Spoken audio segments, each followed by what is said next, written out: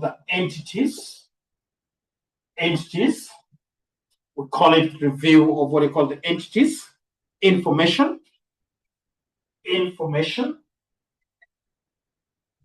other than, we say the one, other than the one, review of entities information, other than the one that is done by entity, other than the one that is done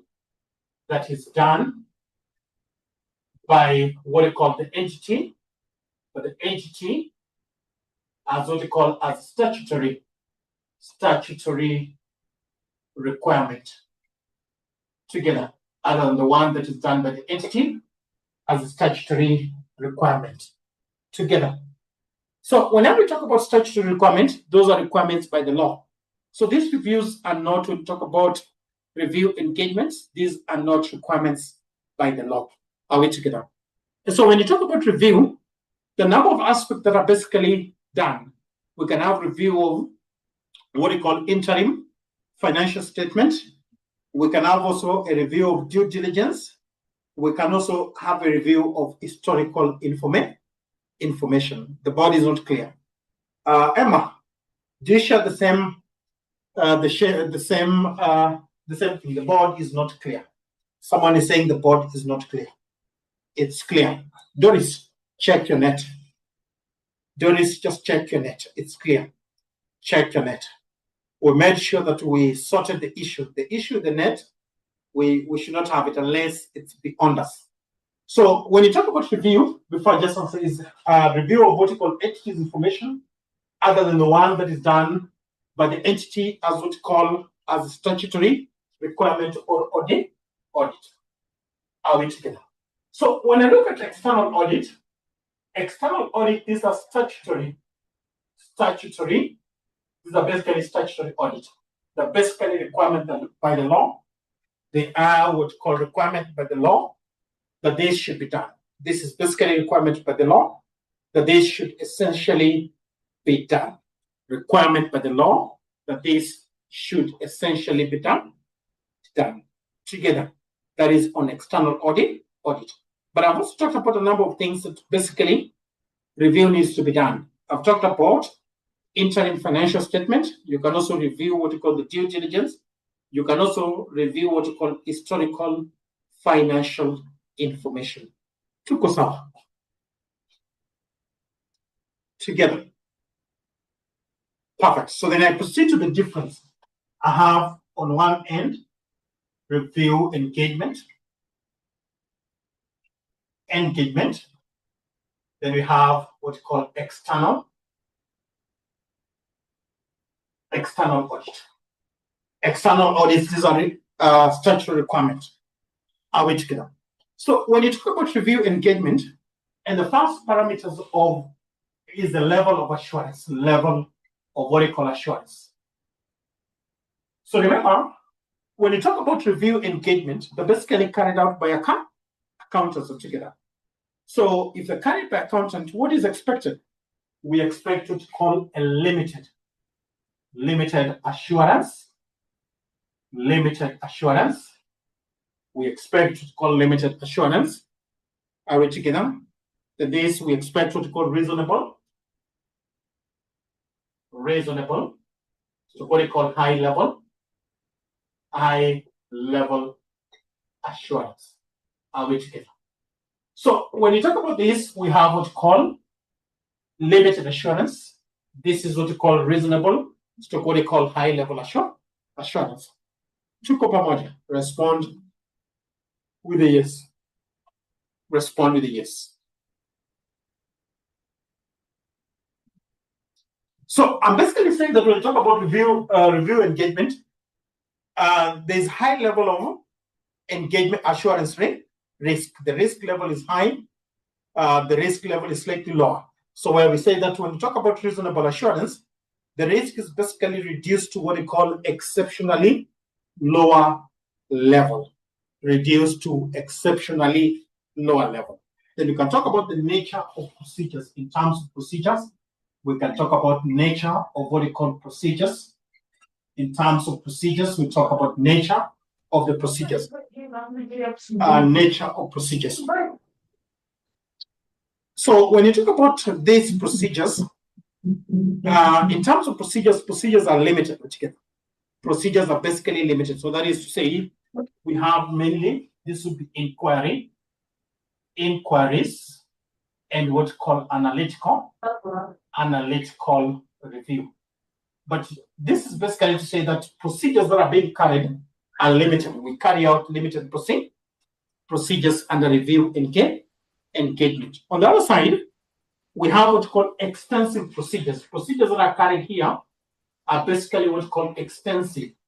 When you're carrying out an external NDA audit, procedures that are basically involved are basically extensive. So we have confirmation inspection, we have inspection, we have what's called confirmation, we have confirmation, we have testing, and we have observation,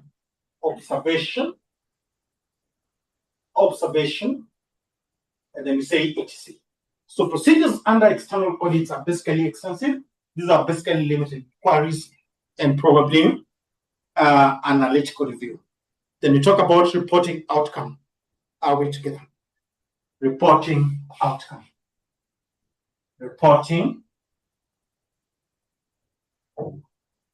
So when you talk about reporting outcome, what is our expectation when you're doing a review? What is our expectation when you're carrying out a review?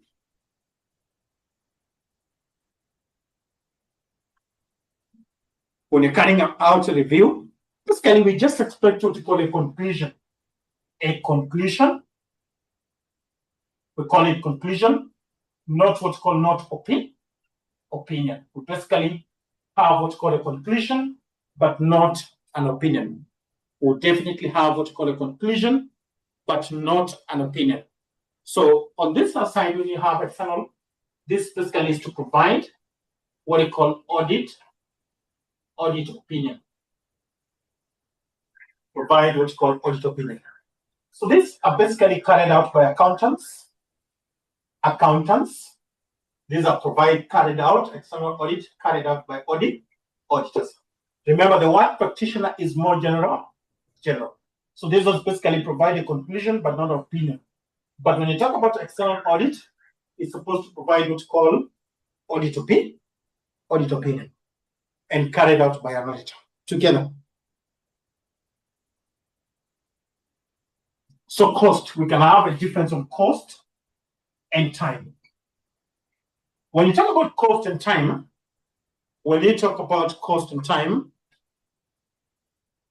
so this should be less costly, and we call less time consuming.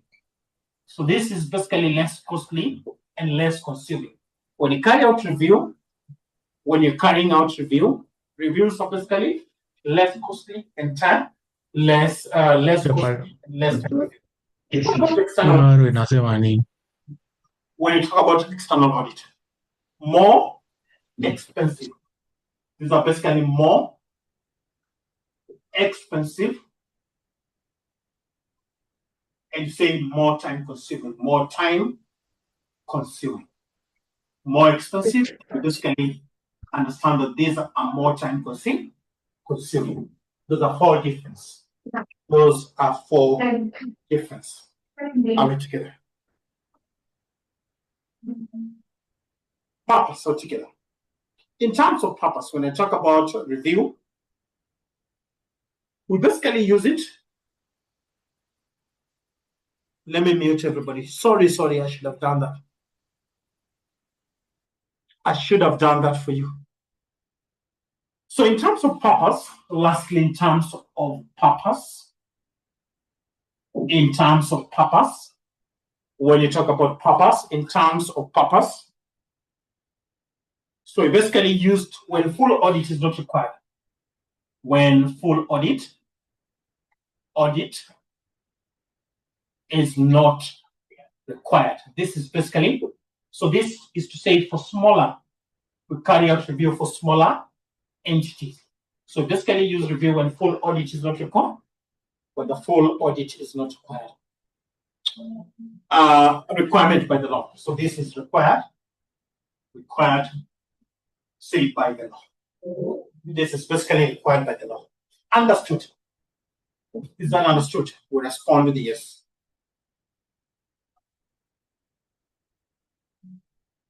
If that is understood, we respond with yes. We are revising them just to put you on a space where you understand what you've done. Perfect. I want to look at the second question, then we just proceed. 3 questions that will be okay. 3 questions. Then the other one is assignment. The only person who has given me assignment is Alan. The only person who has sent me assignment is Alan, which I'm returning most likely today. So August 2024, question 1C. August, college 2024, question 1C. Very fast. August 2024, question 1C. August 2024, question 1C. August 2024, question 1C.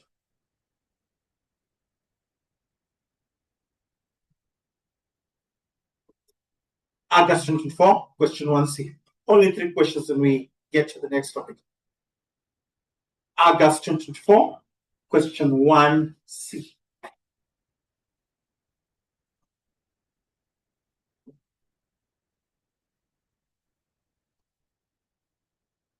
So are we on it?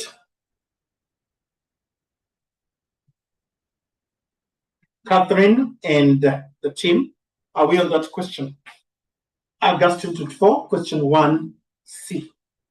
Question 1C. Perfect. So we talk about difference between reasonable engagement. We call it difference. Difference between what we call reasonable engagement. Reasonable engagement. Reasonable engagement. Reasonable assurance engagement. Reasonable assurance engagement, and what's called limited assurance engagement. So what is the difference between reasonable assurance engagement and limited assurance engagement? Nataka watu watege sikio. I want your attention. Are we together? So when you talk about, I start with reasonable assurance to high level. Are we together? So whenever we talk about reasonable assurance, we basically, the role of reasonable assurance is basically to reduce what we call engagement risk to exceptionally low level. Are we together? To reduce what we call the engagement risk to exceptionally low level. Are we together? Is to reduce what you call the engagement risk to exceptionally low level. So basically, in essence, it says that when you carry out what you call a reasonable to high level assurance, we're supposed to provide what you call a positive opinion. Together, we are supposed to provide what you call positive opinion. We are supposed to provide what we call a positive opinion. Together. Perfect. But again, how do we do it? We say examination of what we call the financial statement. On the other hand, when I talk about limited assurance, the role of limited assurance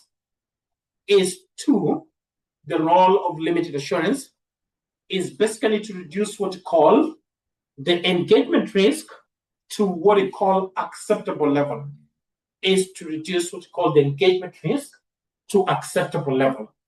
And basically we're saying that when you say to acceptable level, the level of risk that is there in limited assurance is much higher than the level of risk that is there in what we call reasonable assurance altogether. At the end of the day, this is supposed to provide what we call a negative opinion. It is supposed to provide what we call a negative opinion. So when it comes to procedures, we say that when you talk about reasonable assurance, we have examination of financial statement. When it comes to procedures on limited assurance, we basically carry out what we call inquiries and analytical procedures rather than detailed testing. So under this, we do not carry out what we call a detailed testing, but we basically carry out inquiries and analytical review. Is that understood? Is that understood before I put it down? Is that understood? Give me a yes if you're together. Is that understood? Perfect. So I can have a summary. So we can have difference. We just put it difference. So we have reasonable, reasonable, and then we have what you call limited assurance. So we have the reasonable and what you call the. So we have number one, level of assurance in terms of level of what you call assurance. So this should provide what you call high level assurance. Limited is supposed to provide what you call low level assurance. The level of assurance is low. The level of assurance is low. Then we have the next parameter. We can talk about the scope of procedures. Scope of what you call procedures. Scope of what you call procedures. So procedures that we're basically going to carry out in this is extensive. Procedures that we're going to carry out in a reasonable assurance is extensive, meaning detailed. So then the procedures that we carry out in limited, we call it limited procedures. We have what we call the limited procedures. That is on the second difference. We call it the limited procedures. Then we have what we call the scope of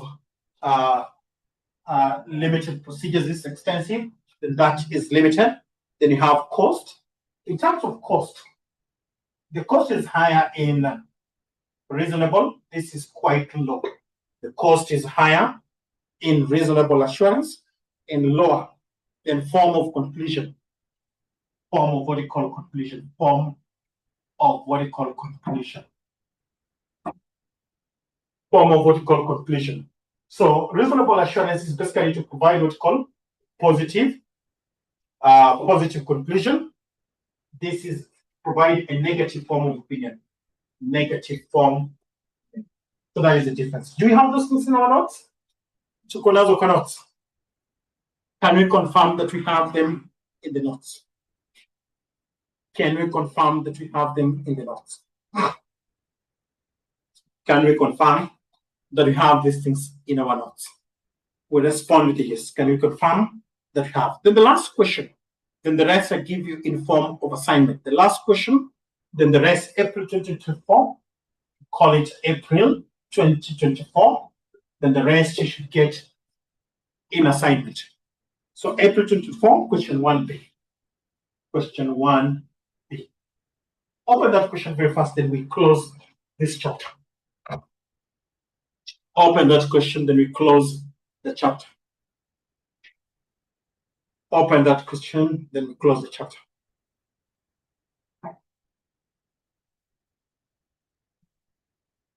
So open that question, then we close the chapter.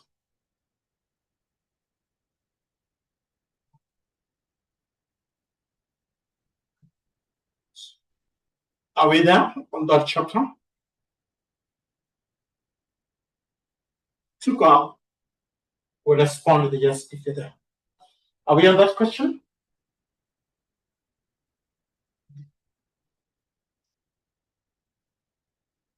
So there's a past paper in the group. Somebody to forward the past paper. So we say elements of assurance engagement. So being asked elements of assurance engagement. Assurance engagement. So if I want to get the elements of assurance engagement, somebody to forward the past paper. Shady, is that what you're asking for, the past paper? Shady, are you asking for the past paper? Shady, are you asking for the past paper? Shady, are you asking for the past paper?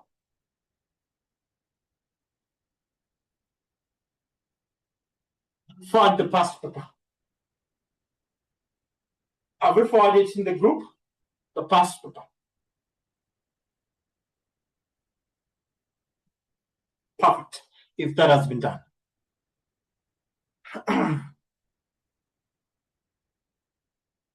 So how do I answer this question? Are we together? How do you basically answer this question? So number one, to answer this question, you need to understand the definition of what we call assurance engagement. Because elements of assurance engagement comes from what we call the definition of what we call assurance engagement. Together. You copy. Are we in agreement? That in order to basically understand the elements, if you understand the meaning of assurance engagement, then you basically have the elements of assurance engagement. Perfect. So I define it or I explain it. So when you talk about assurance engagement, we basically say that this is where a practitioner, and I say that the practitioner is basically a broad term that could mean accountant or an auditor, is basically engaged. We say is basically engaged to measure what we call a given subject matter, to measure what's called a given subject matter. That was the responsibility to measure what's called a given subject matter. That was the responsibility of another party. That was the responsibility of another party. And you say using a suitable criteria, using what's called a suitable criteria. And after using a suitable criteria, he is expected to provide what? To provide what's called opinion. And this opinion, we say, is supposed to provide what's called assurance to the intended users with a given level of assurance regarding the subject matter. Are we together? So number one, on assurance engagement, we understand that on that definition, it is three-party. It is a three-party relationship. Who we do? So we have practitioner. We have practitioner on a three-party relationship. Practitioner. We have intended responsible party. Responsible party. And what's called the intended, call it the intended user. And we have what we call the intended user.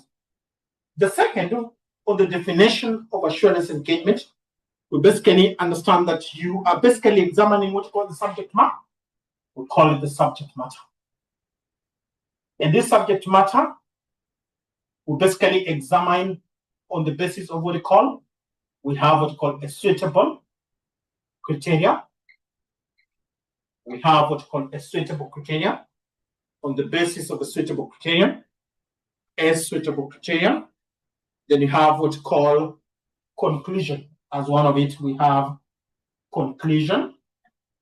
Before conclusion, there's definitely evidence.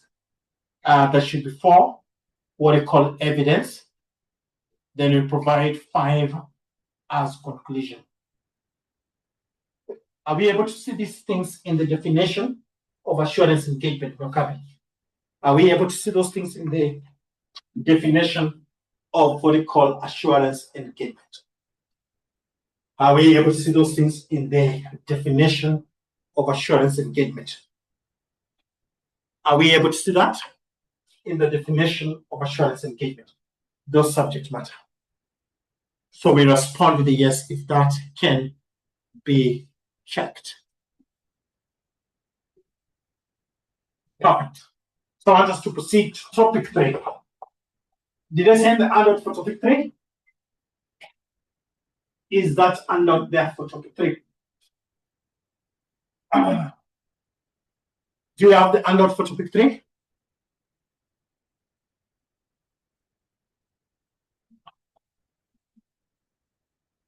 Do you have it? Topic 3. Handout for topic 3. Legal and professional framework. Do you have it? Respond with a yes or a no. Do we have it?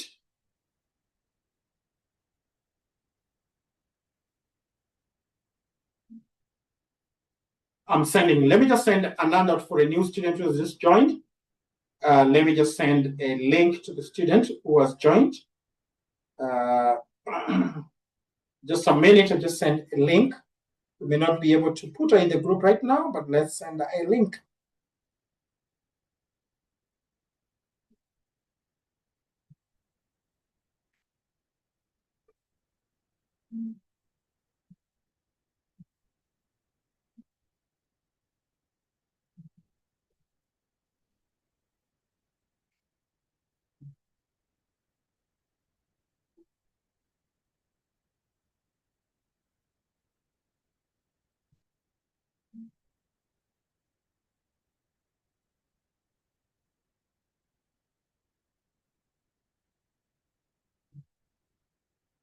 So we fought the handout for topic 3.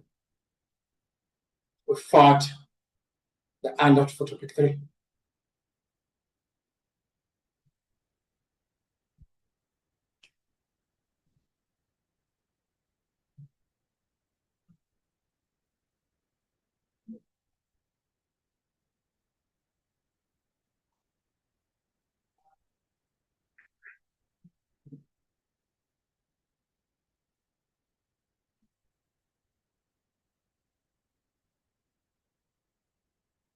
Let me just check on that, then I provide.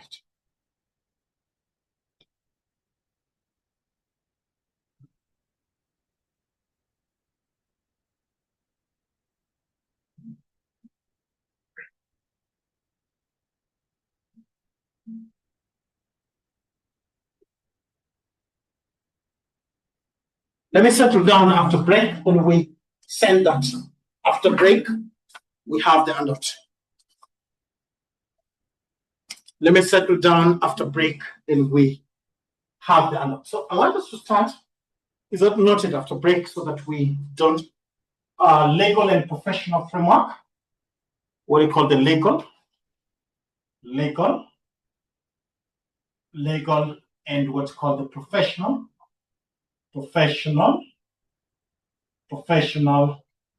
framework.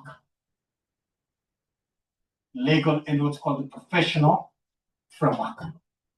So on legal and professional framework, I want us to start with the auditors' legal framework. What do you call the auditors? Auditors, we call it legal framework. Auditors' legal framework. Auditors' legal framework. I want us to discuss. So, how do we appoint an auditor? How do you basically appoint an auditor? How do you basically appoint an auditor? What regulations do we use? Do we use basically to appoint an auditor? What regulations do we use basically to appoint auditor? So basically use, one of it is the Companies Act, and then we have the Accountant Act of 2008 together in basically appointing the person that we call an auditor. Are we together? So we use what we call the Companies Act. So what does the Company Act basically say in relation to the appointment of an auditor? What does the Company Act basically says in relation to the appointment of an auditor? So according to the Companies Act, every limited company, every limited liability company shall basically appoint an auditor, shall appoint an external independent auditor in each and every AGM. So basically saying that according to what we call the Companies Act, we basically say every limited liability company shall appoint an auditor, shall basically appoint an auditor in each and every AGM, say in each and what call an every in each and every AGM. AGM means annual general meeting. In each and every AGM, to hold office, to hold office, to hold office to the conclusion, to hold office to the conclusion, shall appoint an auditor to basically hold office to the conclusion of that AGM, to the conclusion, from the conclusion to hold office from the conclusion of AGM, from the conclusion of the AGM to the conclusion of the next AGM, to the conclusion, to the conclusion, to the conclusion of what we call the next AGM. Who basically appoints these auditors? So we're basically saying that according to the Companies Act 2015, we're just saying that every limited liability company shall basically appoint an auditor, are we together, in each and every AGM to hold office from that conclusion of that AGM to the next conclusion of the other AGM. Is that noted, Lizzie? Liz, is that noted?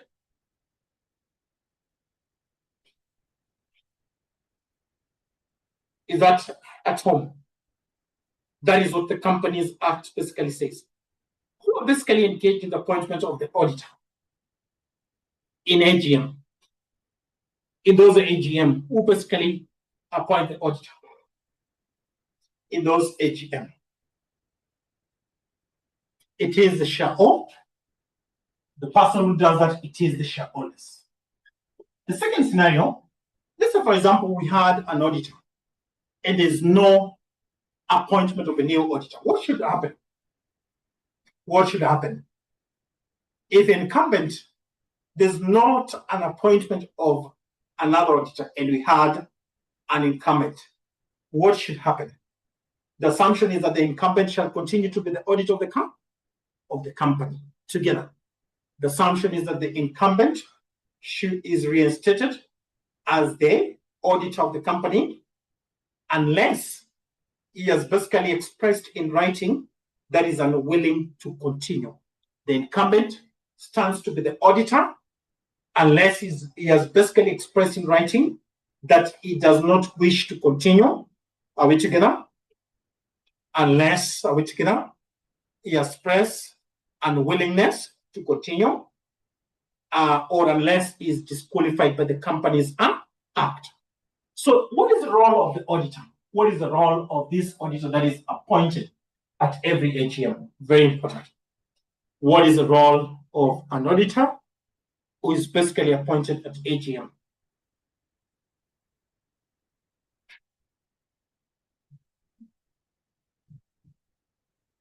So what is the role of this auditor? It gives a report. It gives what we call a report, which is an opinion report on what we call on the audited. On the audited, we say audited financial statement.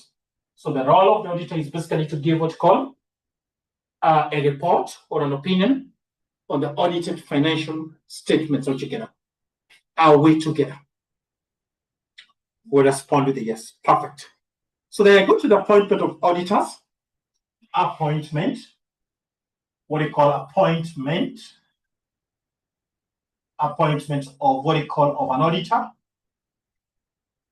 Call it based on what you call on the Companies Act. Based on Companies Act. Appointment of an auditor, basically based on what you call the Companies Act. So I proceed with what you call qualification. I start with what you call qualification. I start with what you call a qualification.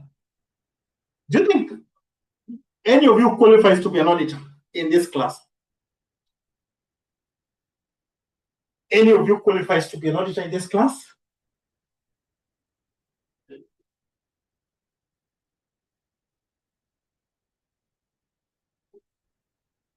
Nobody qualifies in this class. We must agree together. Not any qualifies to be an auditor. But I want to put it to the back of our mind. Abdinasir Aji. No one qualifies in that class. Are we together? As an auditor presently. So, but again, I want us to say that according to what we call the Company Act, remember an auditor. Look up, we have a person, or a firm, but I don't use what you call company. Why do you have an audit company? Firms are basically partners. Why is it that we don't have a company? I've never seen limited that is auditor. XYZ limited auditors. And why? So they either sole persons or firms are we together? Persons or firm are we together shall not basically qualify unless each and every partners, unless the followings are there, unless these qualifications are basically there. Why do you think a body corporate does not qualify to be as appointment as an auditor? I think companies do not qualify as auditors. Why? What is the essence of that? Why does body corporate not qualify for an auditor as an auditor?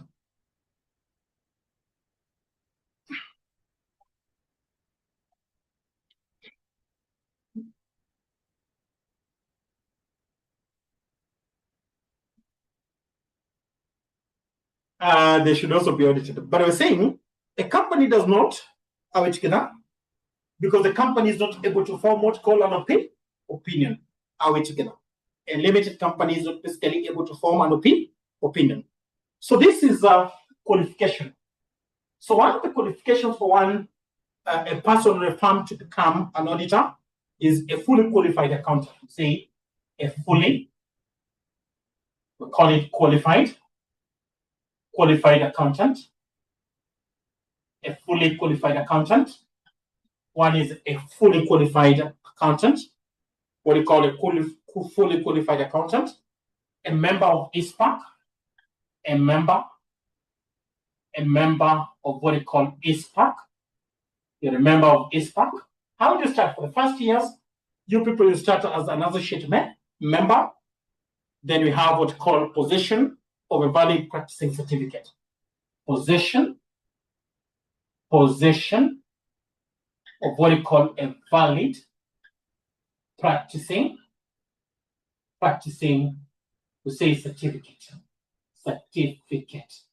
Possession of what we call a valid practicing certificate. These are some of the qualifications for one to practice as an auditor together. And you'll not just get a practicing certificate, you must have had an experience altogether. You must have had an experience in an audit firm altogether. An experience of about 3 years in an audit firm for you to have that practicing certificate altogether. Then we basically say that there is what we used to call, it registered. We call it registered by what's called by RAB. RAB used to mean, when we talk about RAB, registered by what's called RAB, registration of accountants board. We call it registration of what we call of accountants, of what we call accountants board. Are we together? But I want to bring something to your notice. That is, this was before, say before 2008. We have it at before 2008. Are we together? Before 2008. Registration by RAB, registration of accountants board. This was basically before 2008. To Bonyeza, yes. Presently, we have what called ISPAC, Accountants Act of 2008. So this RAB was before 2008. To Bonyeza, yes, come on. We respond with a yes if you're together. So I've talked about registration by RAB. We call it registration of accountants board.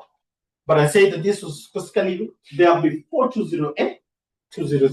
Abdi Nasir Tumelawana, before 2008. That was specifically before 2008.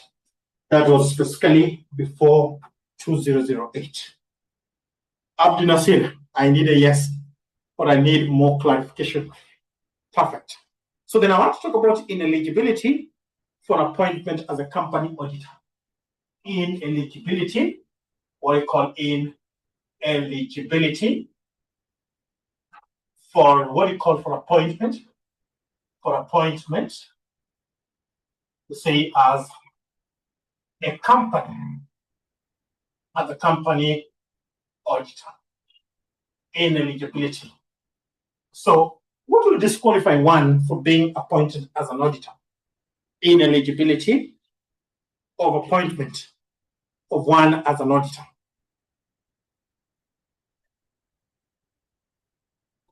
So what would disqualify one as an auditor?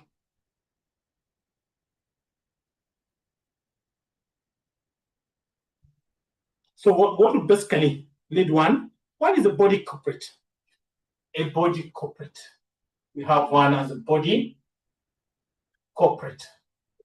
So this cannot be or a limited company.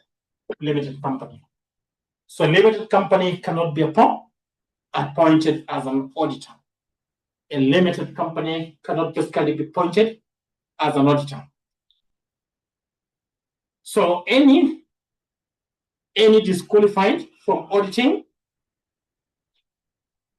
any, we say disqualified, we say from what you call from auditing, anyone who is disqualified from auditing, any member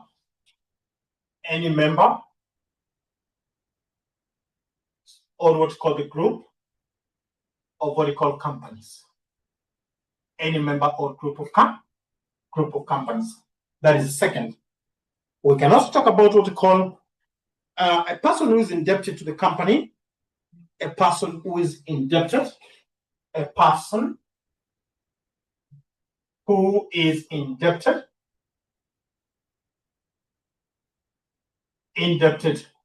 to the company. Why should we not employ somebody who is indebted to the company? A person who is indebted to the company for huge sums of money. For huge sums of money. What is the reason for huge sums of money? New capital. Why should we employ a person who is indebted? So issues to do with independence. Yes, or bias is likely to be bias. But the real reason is issues to do with independence altogether. Remember, one of the things that we say about an auditor, that an auditor should basically be independent in terms of provision. A person who is employed or in partnership, a person that we say who is employed or in partnership, a person who is basically employed or in partnership, and say with an officer of the company, with an officer of the company. And why that, Abdul Nasir? Why should we employ somebody who's in partnership, who's employed or in partnership with the officers of the company? Do you think this person will give the right opinion? This person's independence definitely is going to be questioned. Are we together? This person's independence definitely is going to be questioned. We can also talk about servant or an officer of the company. We can talk about a servant, what they call a servant, or an officer of what they call of the company. A servant or the officer of the company together. So these persons are basically ineligible to be appointed as an auditor. Maybe you're bankrupt altogether, you have issues to do with fraud, you'll basically be ineligible to become an auditor of the company. Tuko pamoja. Respond with a yes if you're together.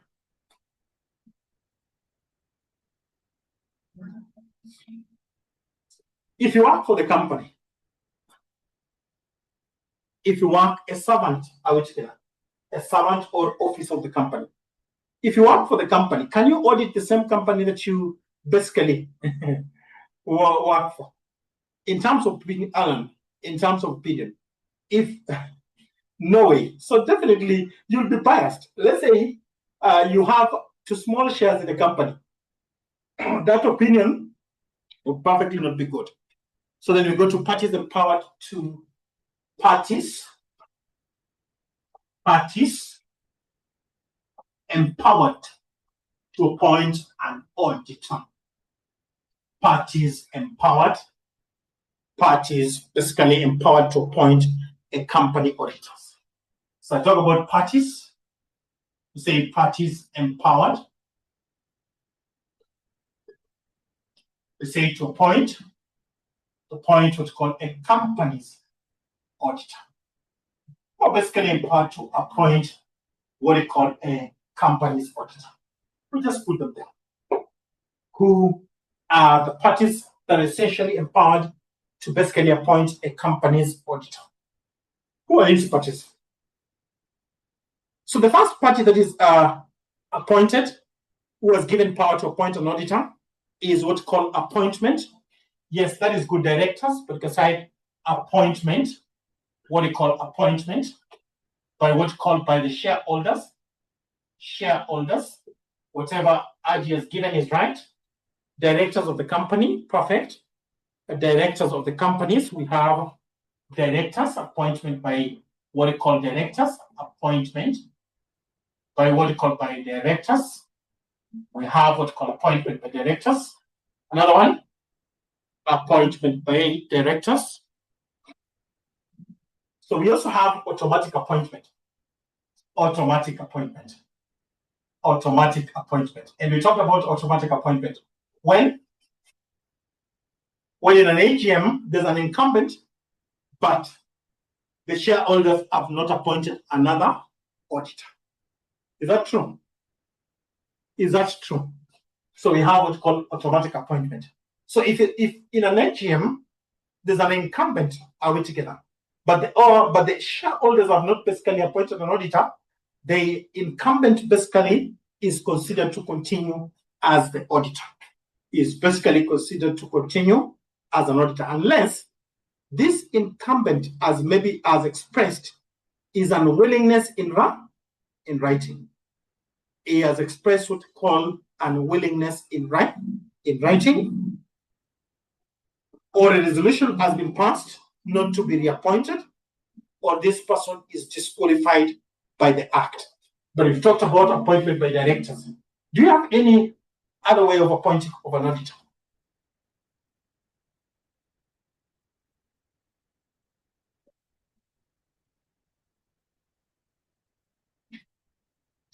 Yes, however, this is not by the registrar. And this happens when we're a registrar. When does this happen, Abnasir? When does this happen? However, this is rare. In situations where the shareholders and directors have failed, are we together? They have failed to exercise their right together. Under those where we understand that where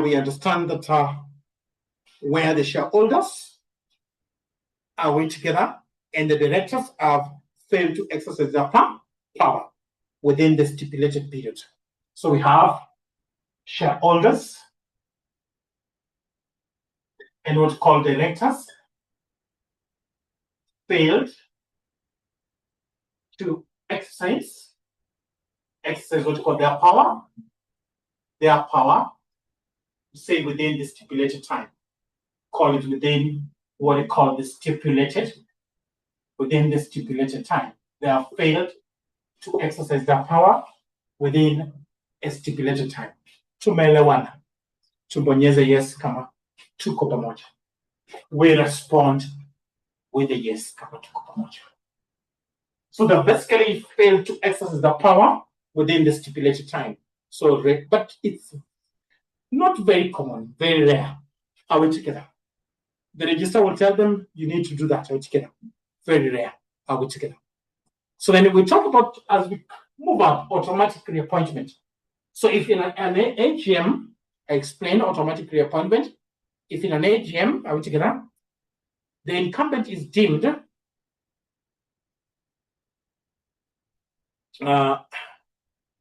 could this happen? Could this happen? Not most cases. That not most cases. In most cases, we have who running? Who is running? Who's basically running? And do you think at that point what is happening? They are unable maybe to fulfill their mandate, but you're basically saying in this scenario is where they have failed to exercise their power within a stipulated time together. If for example, we have a company, we have a company right now. If you're following, do you know this company under receivership, TransCentury?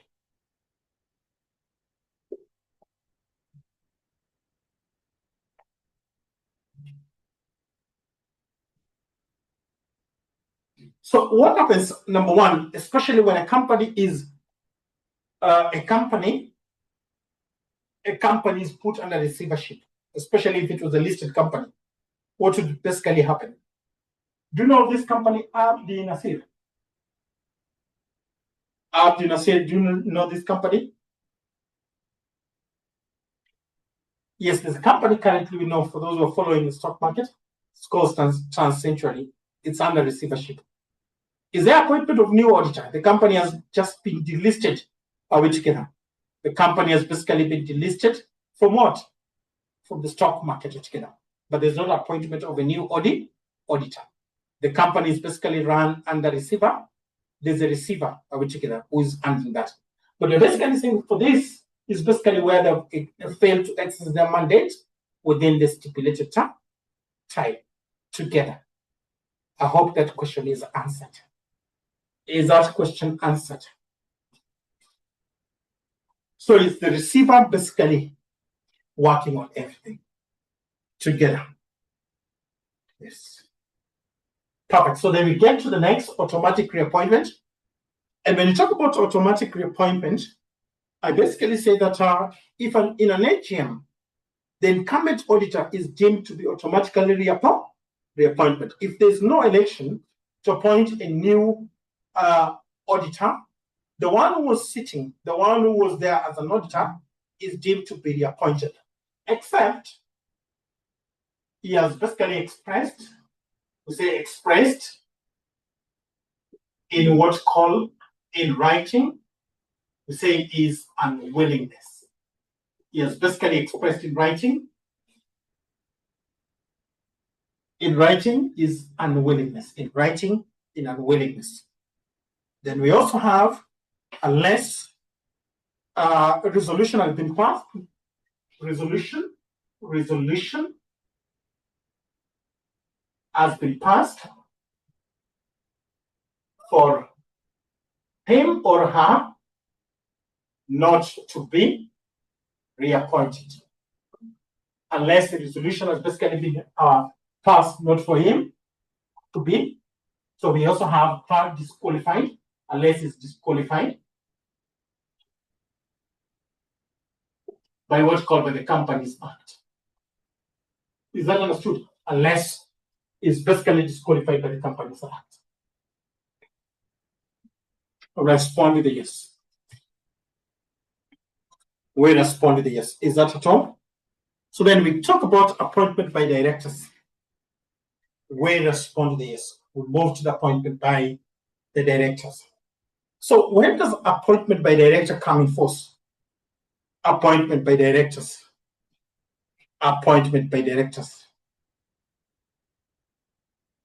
The first auditors on incorporation is basically the first, call it the first auditors on what's called on incorporation. First auditors basically on incorporation. The first auditors basically on incorporation. Then you can also talk about to fill a vacancy out of death or incapacitation. Vacancy out of what you call out of death, or what you call incapacitation. out of death, or what's called incapacitation. To fill a void that has been left out of death or incapacitation. Out of death or, yes, to fill in a casual vacancy, out of death or incapacitation. Together team. And the last one by the shareholders. By the shareholders. Are we together? So this is every AGM. Are we together? This is in the AGM. At the end of one AGM and at the conclusion of another AGM. Is that understood? If all of us at home, we give mwalimu a yes. Kila mtu akona mwalimu, we respond with a yes. So then I proceed to what we call legal rights of an auditor. I proceed to what we call the legal rights of what we call of an auditor. So the legal rights of an auditor. I proceed to what we call legal rights of an auditor. What are the legal rights of an auditor? As an auditor, what are some of the rights that are permitted within the law? Rights that are basically permitted within the law. We have what's called the right to access books of accounts. As an auditor, right to do what? To access what we call the books of what we call accounts. Right to basically access what we call the books of accounts. He has the right to access what we call the books of account of entity at all time. Of the entity, call it at all time. Right to access books of account of the entity at all times. Right to basically access books of account of the entity at all time. Company's premises, access company's premises. We have premises, and you call it including what's called the branches. He has the right to access what's called company's premises, including what's called the right to access what's called the company's branches, premise, including the branches. Notice, right to receive notice to attend what's called an AGM. You have the right to receive what's called a notice altogether to attend an AGM of members. But he also has the right to defend himself altogether in case of removal altogether. So he has the right to speak. We can call it right to speak in what's called in a meeting. Right to speak in a meeting. He has a right to speak, express opinion or speak in a meeting. We also have right to remuneration. We call it right to what we call to remuneration. We call it the right to remuneration. Auditor has a right to what we call remuneration. He has a right to remuneration. Right of lien, are we together? It can hold when it's open. We have what's called a right of lien. Right of what's called lien. Right of what we call lien. Then there's a very good question. So what are the rights of an auditor during removal? So you can be asked right of an auditor during removal. So what are the rights that are available to an auditor? Rights, we call it rights during, what's called removal. Rights during removal. So what are the rights of an auditor? We call it during to hold. Are we together? Lien basically means to hold. Are we together? Are we together? Or lien means to hold possession of together. Together. When probably is not paid, are we together? Alan, are we together? So then we go to rights during removal. There's a question. Yes. So during removal, when an auditor wants to be removed, what are some of the rights that an auditor basically have? Let's say, for example, for December 2025, an examiner asks you, what are the rights of an auditor during removal? Notice to be given a notice. We have notice of what they call of the intention of what they call of the intention for his or her removal. Are we together? Right, for giving a notice for removal. Why is it very important? Catherine asked Mwalimu explain more on the land. You said, not hold possession. Possession, you can hold possession of probably the working papers if you're not paid altogether. Are we together? Ownership. If you're not maybe remunerated, you will decide who's the, or we'll talk about ownership altogether. Ownership, who is the owner of working papers? Is it the entity or the auditor? So Lenny can hold those working papers in cases where probably is not paid together. Together. We respond to the yes. Catherine, together. So then, during the removal, notice of the intention of his removal. Why is that very important? That notice of intention to remove. Notice of an intention to remove. To defend, to have a means to defend himself. They say, right what call, right to circulate, right, call it right to do what? To circulate. Circulate what call. A written, call it written representation. Written representation. Right to circulate, to call a written representation to the company members, to the company's members, to the company, call it the company members.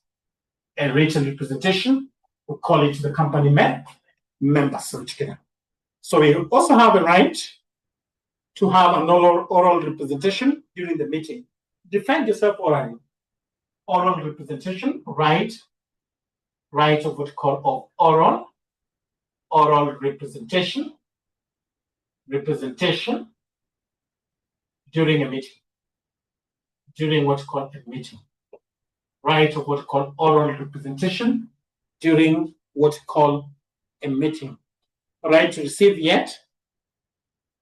Right to receive a notice to attend what we call a meeting that will discuss his removal. So he has the right to receive what we call a notice, basically to attend a meeting that basically will discuss his removal. A meeting that basically will discuss what we call his removal. A meeting that basically will discuss what we call his removal. Right to attend what we call a meeting that basically is going to discuss his or her removal. Together, respond to the yes. We respond to the yes. Perfect. So we can get a break. How many minutes break? How many minutes break? Okay.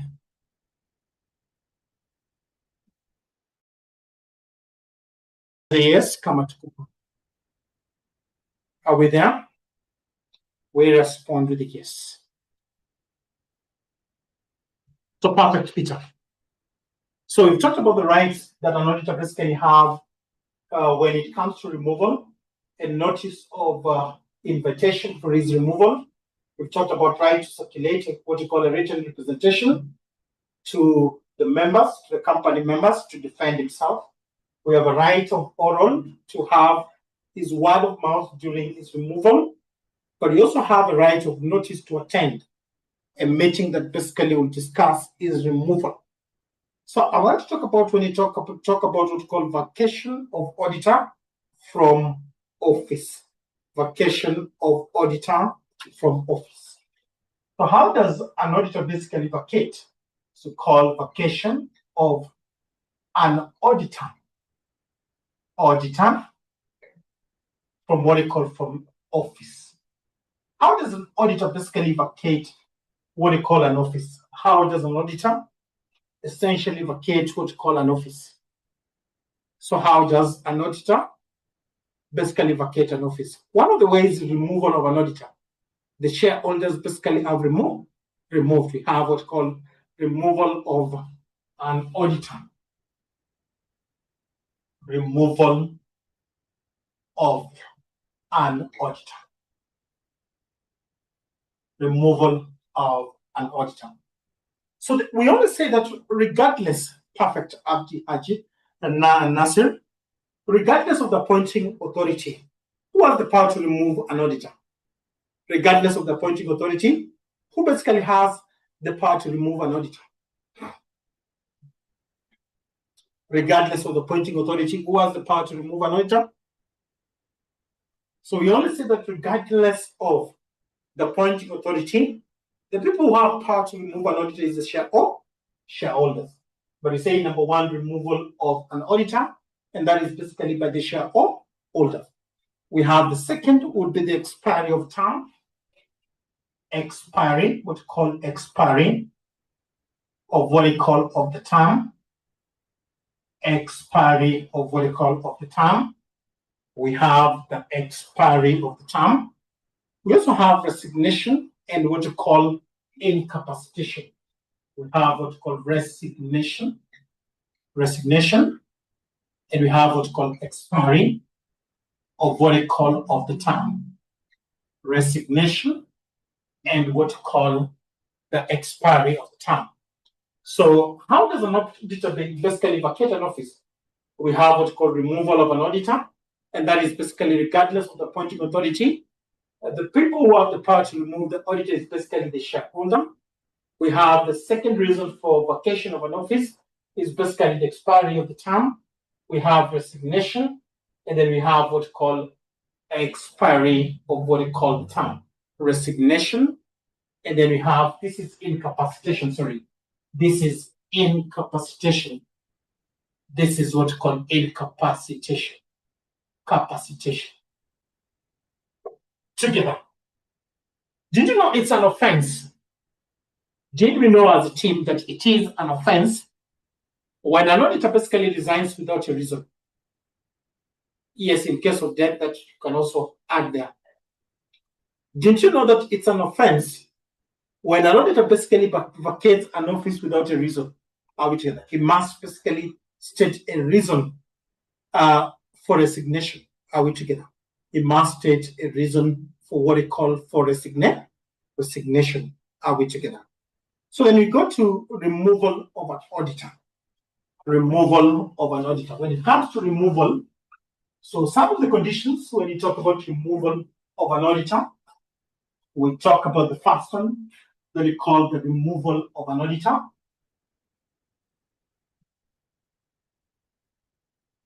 Call it the removal, say, of an auditor.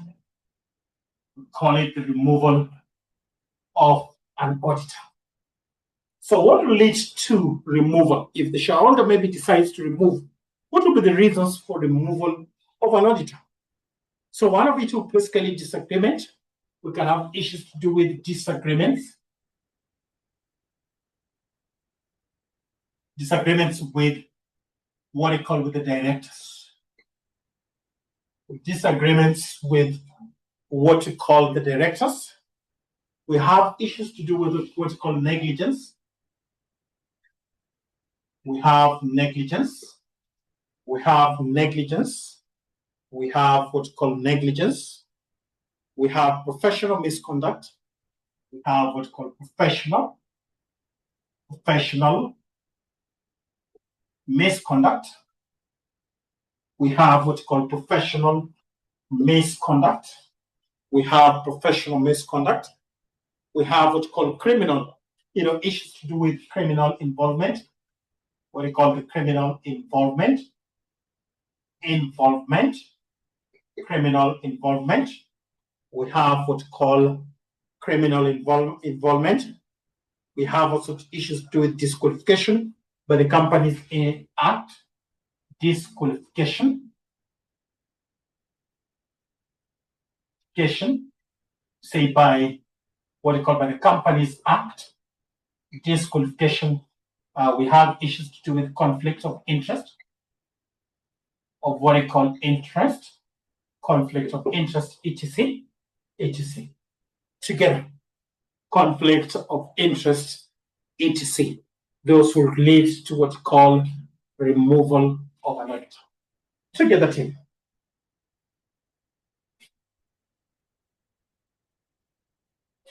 together. Together. We respond with a yes. Perfect. And just like a professional, there's an order basically to remove an auditor. So there's definitely what's called a procedure for removing an auditor.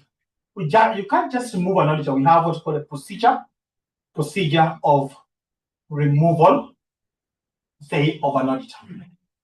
Procedure of removal of an auditor. There's definitely a procedure that needs to basically be put in place to remove an auditor. So we call it the procedure of removing an auditor. What is the procedure?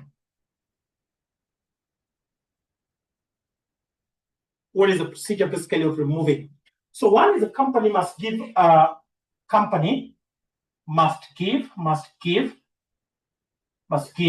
what you call a notice, not less than how many days? A notice of removal. You say not less than how many days? 28 days. Not less than 28 days. A notice of not less than 28 days.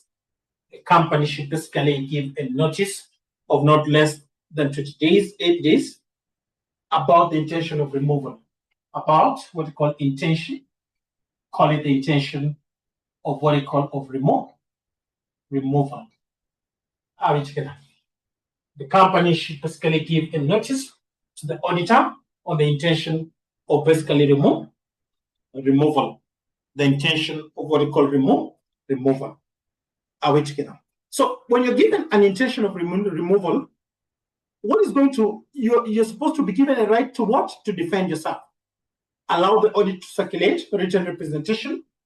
Allow what you call auditor to circulate. What you call a written representation. Written representation to what you call to the members. Of the company. What is the role of a written representation? Basically, for the auditor to defend himself. For the auditor to defend himself. Are we together? Together. Circulate written representation.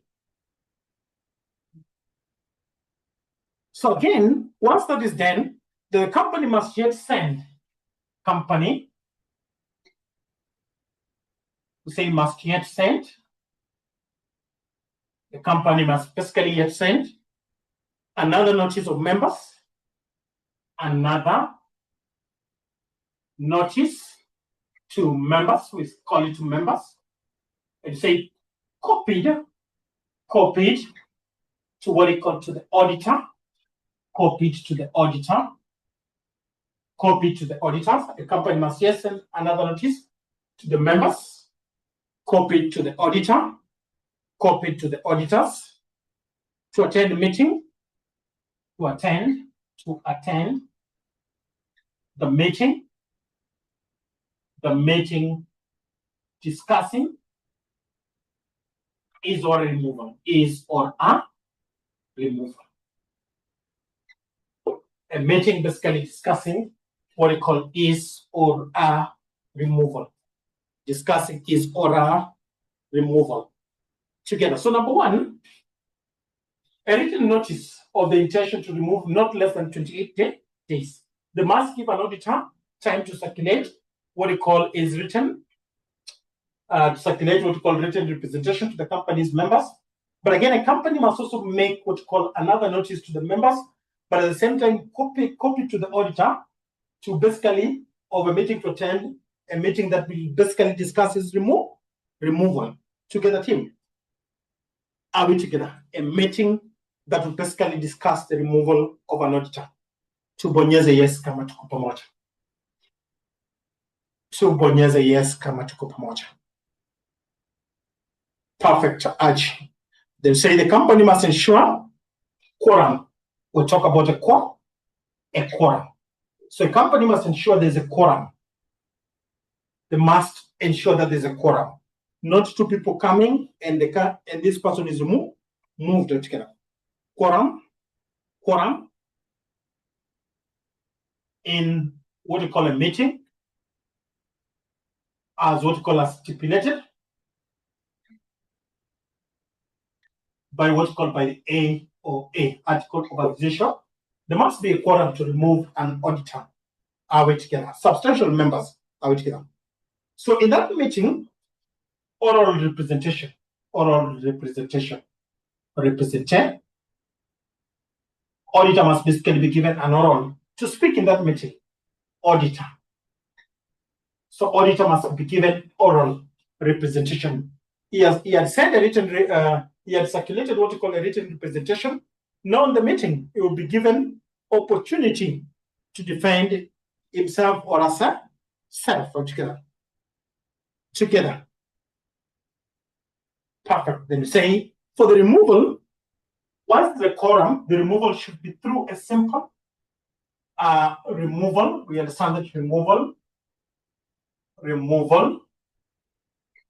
We say through, we call it simple majority. The removal should basically to be through what we call a simple majority. So when it comes to removal, in your copy, I'm repeating, allow the auditor to circulate. We call it circulate. Don't worry, you're getting this circulate. Allow the auditor basically to circulate what we call a written representation to members of the company, basically defending his position. Allow auditor to circulate what we call a written representation, to the members of the company. Together in your copy. Are we together? Together on that point too.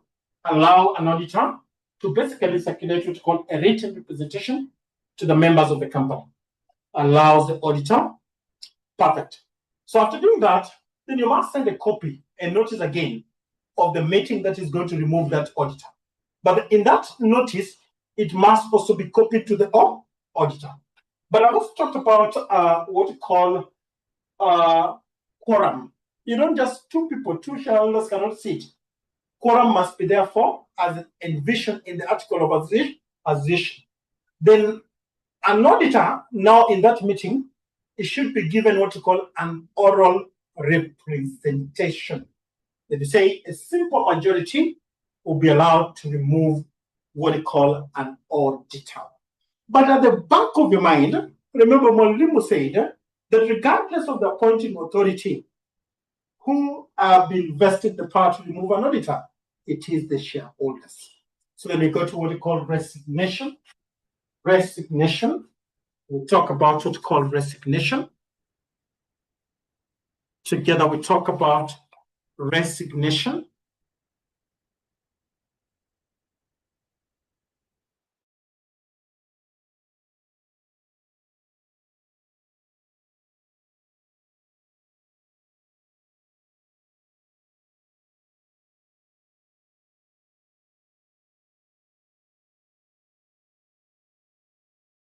But we have resignation of an auditor.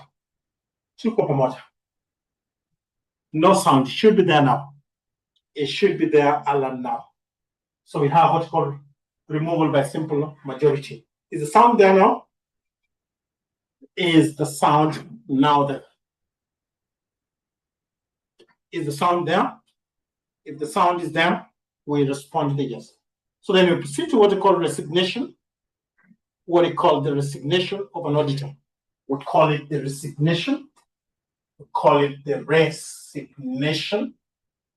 resignation of what we call of an auditor. Resignation of an auditor. Resignation of an auditor. So what would prompt an auditor basically to resign? So causes of resignation. What would basically prompt an auditor? Causes of what we call resignation.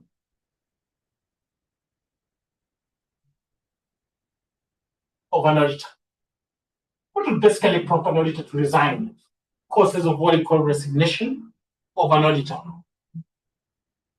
So what would prompt an auditor basically to resign? So issues to do with disagreement, again, also disagreement with directors. We have issues to do with disagreement. with what's called with the directors, issues to do with disagreements with the directors. We have issues to do with disagreements with the directors. We have failure of the client to pay audit fee, failure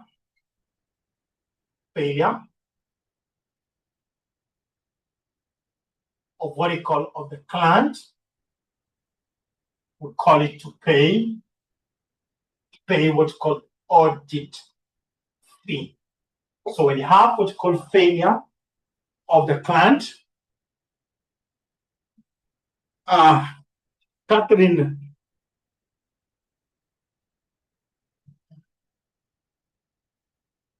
what is a simple majority? When I say simple majority, somebody just to, when I say simple majority, Abdi, Nasir, Aj, what is a simple majority? What do you think Malemo means by simple majority? 50 plus 1, that's a simple majority. Yes, 50 plus 1. You see, on removal voting, some people defend 50 plus 1 is a simple majority. Yes. That would be a simple majority. Simple majority. Perfect. So then we say that, resignation. On resignation, of course, we have disagreement with directors. We have what we call failure of the client to pay audit fee. We have what we call issues to do with conflict of interest. We can talk about conflict of what we call interest may cause an auditor, conflict of what we call of interest.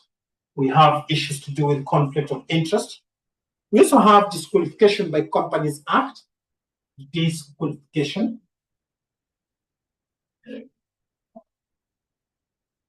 By what's called by the companies.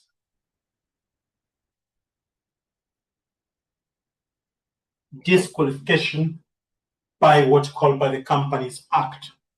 Intention to remove him, disqualification by the Companies Act, disqualification by the Companies Act. These are some of the reasons that will lead to an auditor's resignation. So when you say resignation, what is the difference from removal and resignation? Resignation, we need to understand those two. When you say removal, who initiates resignation? When you say resignation, who does the initiation of that?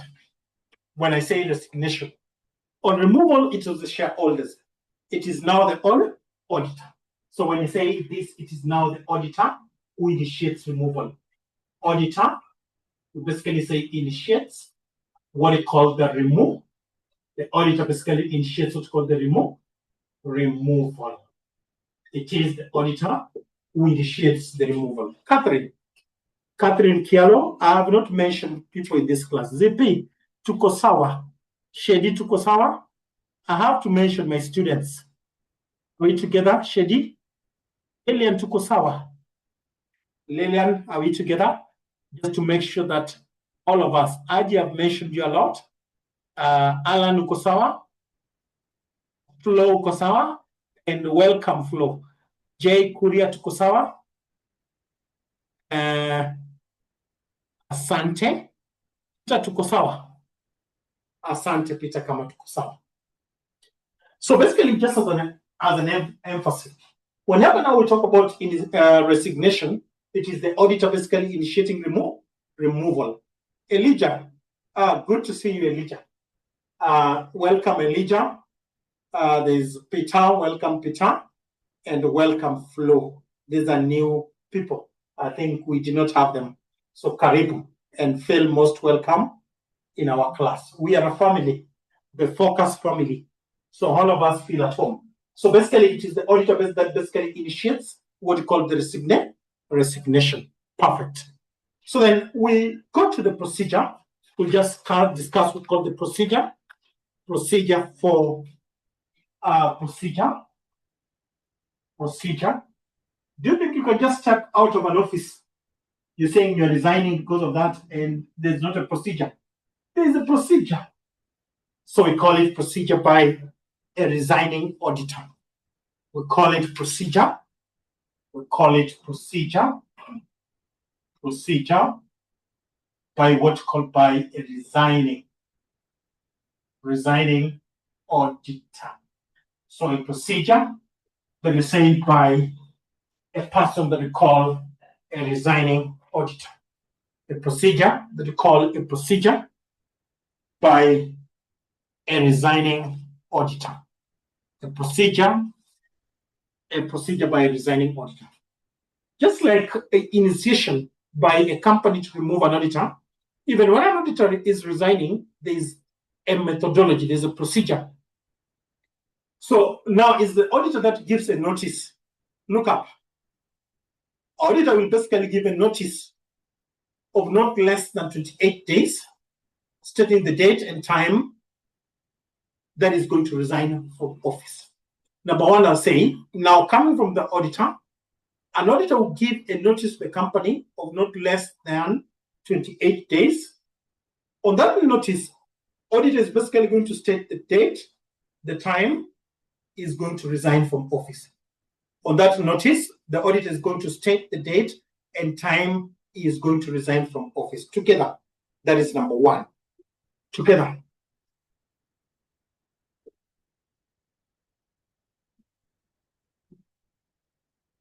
Together, we respond to this, if that is at home. Then the second, you see, you cannot just get out of office. Auditor should accompany the notice with the statement of circumstances surrounding resignation. So as you give the notice, you should accompany it with what we call statement. We call it the statement. We call it of circumstances surrounding, we call it surrounding his or a resignation. Surrounding what's called his or a resignation.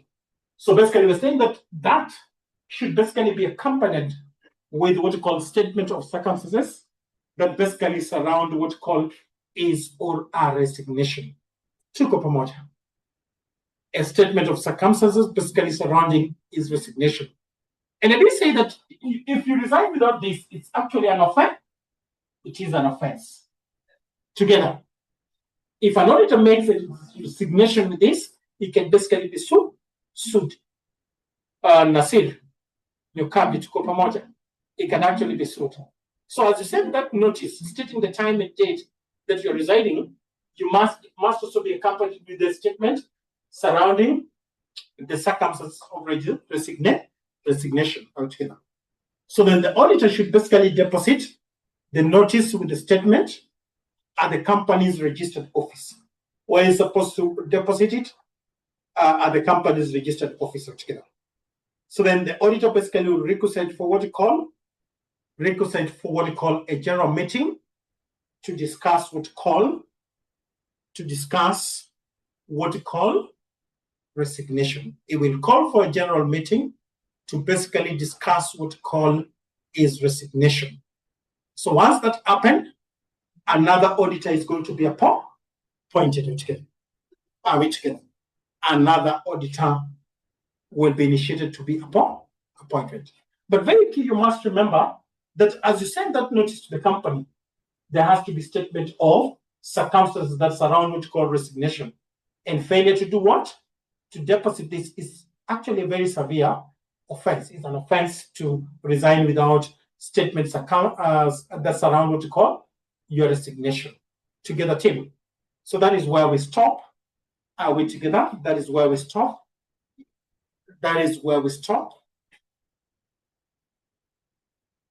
Also understand that resignation should also be through a simple majority vote. That should also be through a simple majority. That should also be through a simple. But I have to mention, I've cut short kidogo. I have to mention, yes, I'm sending those notes, don't worry, Alan. I have to mention, so the company cannot accept resignation. The company cannot basically accept what called resignation without what? Statement of circumstances basically surrounding is resignation. Alan tuko pamoja.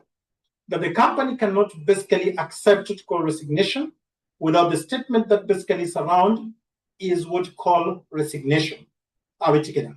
So upon receipt, we're still continuing. Upon receipt of that statement, are we together? Upon receipt of the notice, the company must basically notify the registrar of company. Upon receiving that, the company should notify the registrar of company, members and creditors of the company. We say not within a period of not more than 14 days. Within a period of not more than 14 days, to which officer responsible, will be criminally liable. So say the company can call for what we call a meeting to request for the auditor together. So then in a quorum must also be there. But once a quorum is there, the removal is initiated by what? By also a simple majority. By also what we call a simple majority. Together, team, I want to make a few remarks before we leave. So we're done with what we're covering today. I want to make a simple remark. Please don't leave there's some few topics that I want to select and give them prior. There's some topics I want you to read. I'll share those handouts as early as tomorrow. I want you to be reading for me those handouts as I cover this. You remember we have about how many topics? About 16 topics. So lazima tujipange. Very interesting. But the amount of work involved is a lot. Do you know that? Do we have the course outline in the group? Alan, tuko na course outline. Do we have the course outline in the group? Yes. So very interesting subject, but it's wide. It's a bit wide. So there's some topics that I will give. I want you to read them prior. The simple topics I will be giving them so that you read them. I'll just discuss a bit of them. Unless somebody has a question, I beg to close it there. So God bless our class and God bless all of us. Unless there's something that is burning that can't wait to our next meeting. So third topic, we are doing the third topic. Yes, we must agree. You see, we have new people here. Alan, we have new gentlemen. So organize a group and talk to the group for the morning. Is that okay? Every day we have new people. So we must agree as a team that we can create something extra. Once we agree in unison, then that is when it can work. But if somebody is not in agreement, then we have to look for a better way. So all of us must agree. So it's work on that, Alan. Let us close it there.